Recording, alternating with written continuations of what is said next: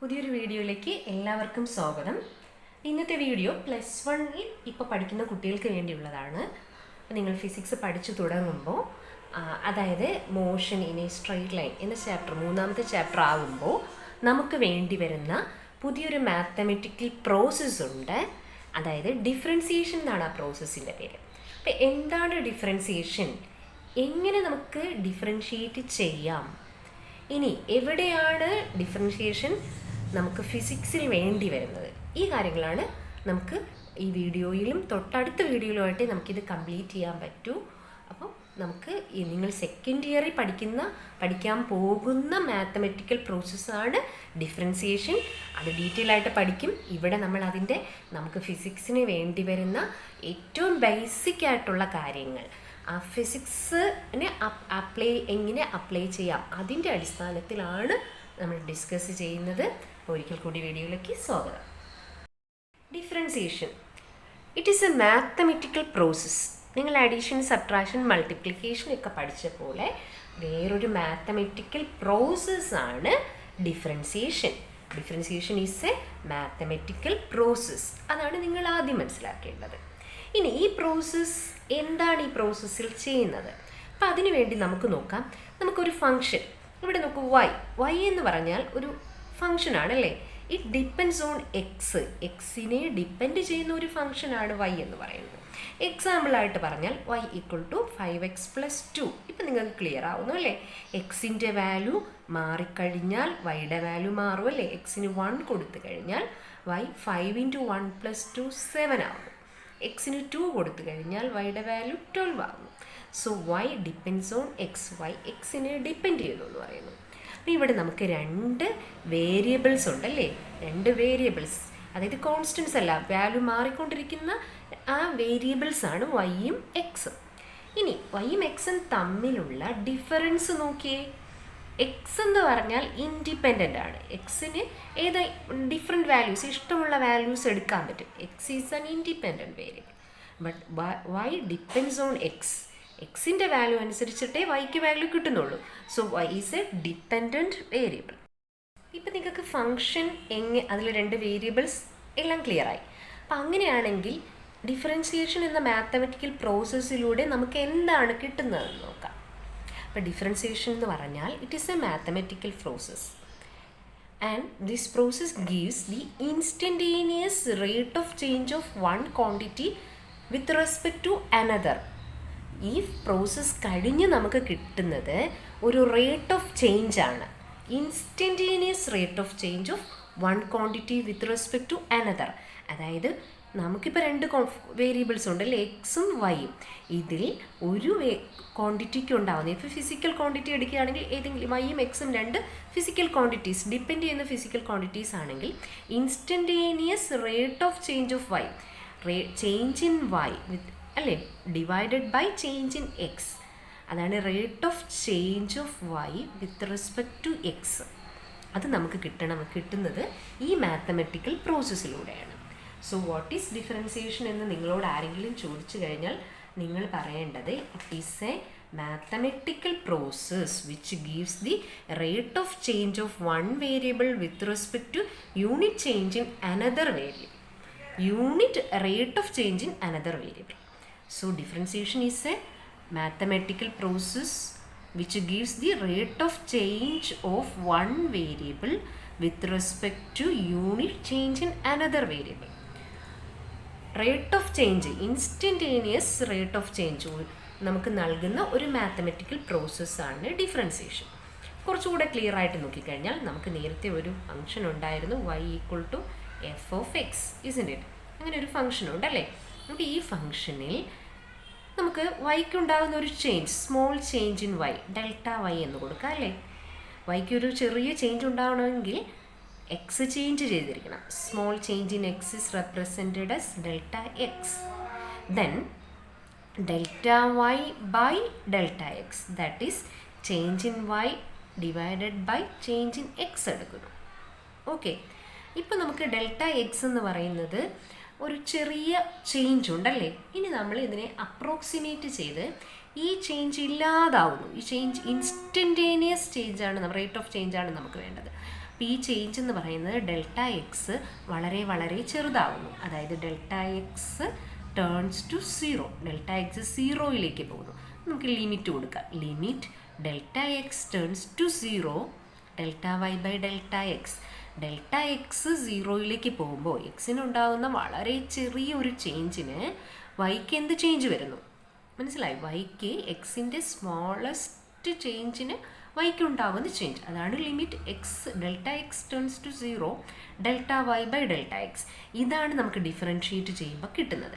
ഇതിനെ നമ്മൾ റെപ്രസെൻറ്റ് ചെയ്യുന്നത് ഇതാ ഇങ്ങനെ d by D X of y, അല്ലെങ്കിൽ നിങ്ങൾ ജനറലി നമ്മൾ എളുപ്പത്തിന് d Y by D x എന്ന് പറയാറുണ്ട്. അപ്പോൾ d Y by D x എന്ന് പറഞ്ഞാൽ ഡിഫറൻഷ്യേറ്റ് ചെയ്ത് നമുക്ക് കിട്ടുന്ന ആൻസർ, അതിനെ നമ്മൾ ഡെറിവേറ്റീവ് എന്ന് പറയും.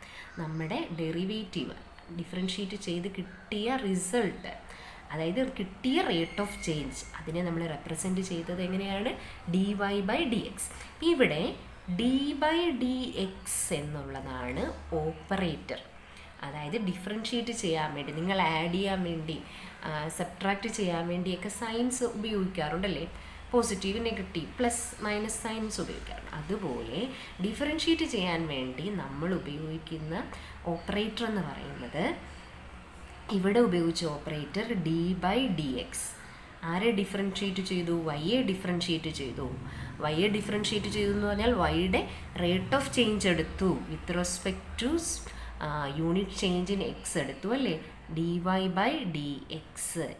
ഇതാണ് നമ്മുടെ ഡിഫറൻഷ്യേറ്റ് ചെയ്ത് കിട്ടിയ റിസൾട്ട്. ഓക്കെ, അപ്പോൾ നമുക്ക് ഡിഫറൻഷ്യേറ്റ് ചെയ്യുമ്പോൾ കിട്ടുന്നത് rate of change of one function with respect to another ആണെന്ന് ഇപ്പം നിങ്ങൾക്ക് ക്ലിയർ ആയി. Z is equal to F of y, ഇങ്ങനൊരു ഫംഗ്ഷൻ കിട്ടും. Z is equal to F of Y.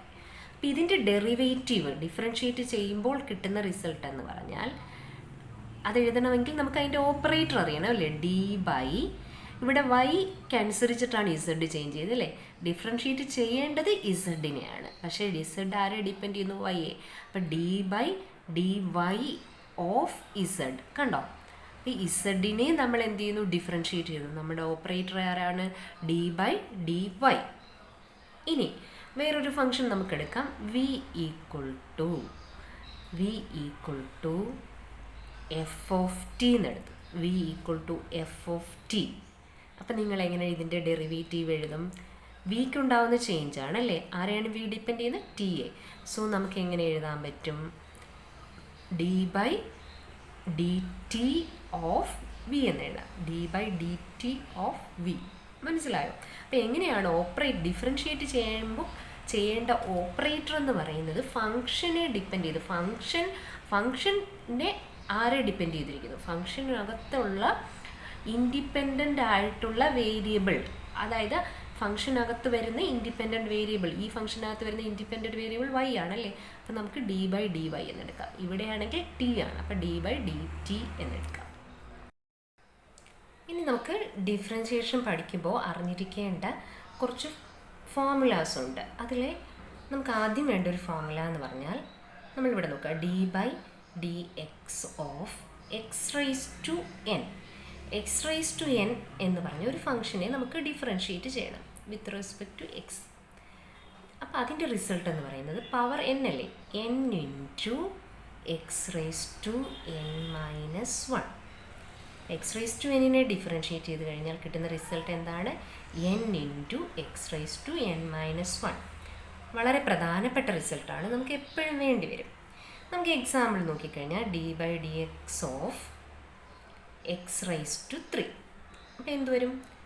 3 into X raise to 3 minus 1. 3 minus 1 2.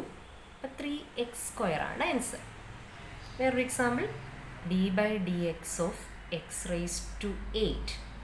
നിങ്ങളൊന്ന് പറഞ്ഞു നോക്ക്, 8 into X raise to 8 minus 1. 8 minus 1 7. വളരെ സിമ്പിളാണ് അല്ലേ ഇപ്പോൾ ഈ ഫോർമുല. അപ്പോൾ നമ്മളിപ്പോൾ പഠിച്ച ഫോർമുല എന്താണ്? D by D X of X raise to N equal to N into X raise to N minus 1. Okay, അപ്പോൾ ഒരു റിസൾട്ടായി. ഇനി ഒരു റിസൾട്ട് കൂടെ നോക്കാം. D by D X of C into X raise to N. C ഒരു constant ആണ്, ഒരു constant into X raise to N എന്ന് വരുന്നു. അങ്ങനെയാണെങ്കിൽ നമ്മൾ ഈ കോൺസ്റ്റൻറ്റിനെ ഇനി പുറത്തെടുത്തിട്ട് D by D X of X raise to N ചെയ്താൽ മതി. ഇത് കാണുമ്പോൾ ഒരു കൺഫ്യൂഷനുണ്ട്, ഇപ്പം ഞാൻ പറഞ്ഞുതരാം, സിമ്പിളാണ്. D by D X of 5x3. അപ്പോൾ നമ്മൾ എന്ത് ചെയ്താൽ മതി, 5 into D by D X of x cube, d by D X of x cube. ഇപ്പം നമുക്ക് എന്ത് കിട്ടി, എക്സ് ക്യൂബിനെ ഡിഫറൻഷ്യേറ്റ് ചെയ്താൽ നിങ്ങൾക്ക് അറിയാം അല്ലേ, 5 ഇൻറ്റു എക്സ് ക്യൂബിനെ ആകുമ്പോൾ 3x² ആണല്ലേ, 5 ഇൻറ്റു 3x², 15x². മനസ്സിലായോ? അപ്പം സിമ്പിളായിട്ട് എളുപ്പത്തിന് നമുക്ക് ഓർക്കാൻ വേണ്ടി ഇങ്ങനെ നിങ്ങൾ നോക്കിയാൽ മതി, d by D X of 4x². ഇങ്ങനെയാണെങ്കിൽ നിങ്ങൾ ഇങ്ങനെ എടുക്കുക, 4 ഇൻറ്റു 2 എന്ന് വേണമെങ്കിൽ എടുക്കുക അല്ലേ, അല്ലെങ്കിൽ ഈ 4 അതുപോലെ എഴുതുക, ഇൻറ്റു നമ്മൾ ഈ x² ഡിഫറൻഷ്യേറ്റ് ചെയ്യണം. x² ഡിഫറൻഷ്യേറ്റ് ചെയ്യുമ്പോൾ 2 ഇൻറ്റു എക്സ് എന്നാവും അല്ലേ, അതായത് x² ആണ്. 2 into X raise to 2 minus 1, 2 minus 1 1 ആയതുകൊണ്ട് എഴുതുന്നില്ല. അപ്പം നമുക്ക് എന്ത് കിട്ടുന്നു, 8x എന്ന് കിട്ടുന്നു. സോ എക്സ് റൈസ് ടു എന്നിനെ നിങ്ങൾക്ക് ഡിഫറൻഷ്യേറ്റ് ചെയ്ത് കഴിഞ്ഞാൽ എന്ത് വരുന്നു, d by D X of X raise to N equal to N into X raise to N minus 1.